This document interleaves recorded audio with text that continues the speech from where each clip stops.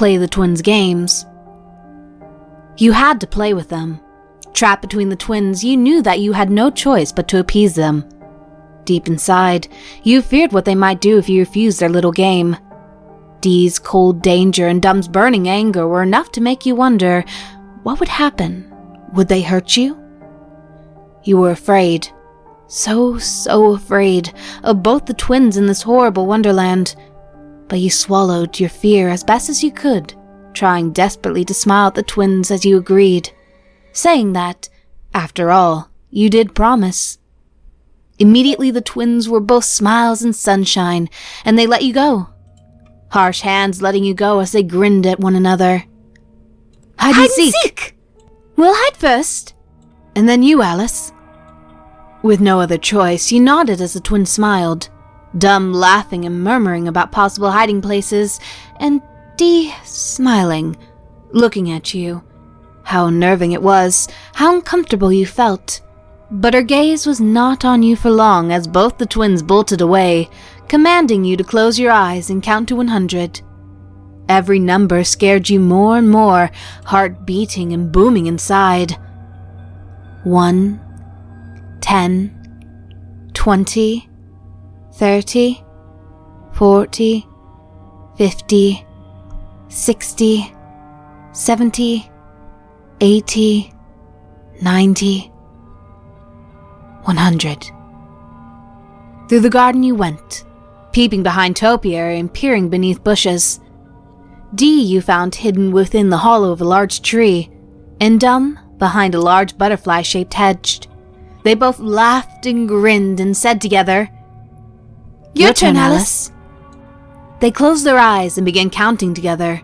You ran through the garden paths, taking twists and turns until you came across them. A woman and a man, cut out of emerald green leaves, pretty and terrified. Their faces were twisted into fear, eyes wide and mouth agape into scream.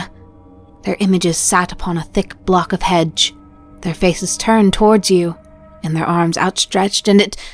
"Ready or not? Here we come." It was too late. The scared-looking hedges were the only things here in this little corner, and, without more time, you had no choice but to run behind their figure. Hiding in the shadow of green leaves, you could only wait and hope that this would be enough to please the twins, enough to calm Dum's burning anger and Dee's icy storm, enough to keep you safe from them and whatever they had in mind. Shaking in the shadows, you pressed your hand over your mouth, and you waited. Listened, wondered, prayed. At first you heard nothing but the cold silence. But then, little noise started to reach your ear. Laughter. Footsteps upon the path. Whispering. "Do you think?" a voice said suddenly. "I do think," another replied. "So do I." They laughed once more, a little louder as they grew closer and closer with every beat of your frantic, fearful heart. "It's so fun having Alice back, isn't it, sister?" "Very. I can't wait to play all our favorite games again." "Will they cry? Will they scream? Will it hurt?" "Oh, we hope so." They spoke together now, and they were close.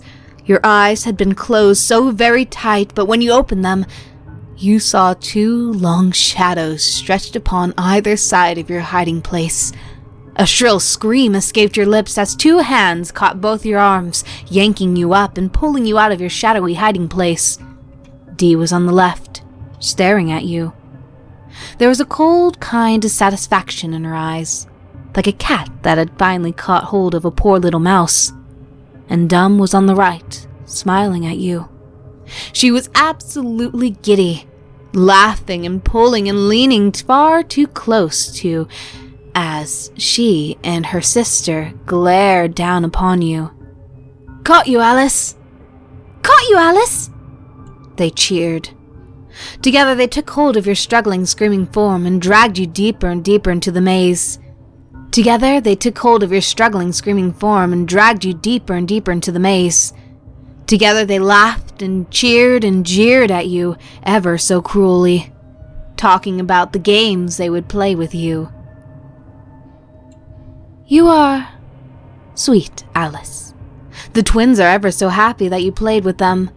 They would like to play a little more, Alice, but you might not like these games.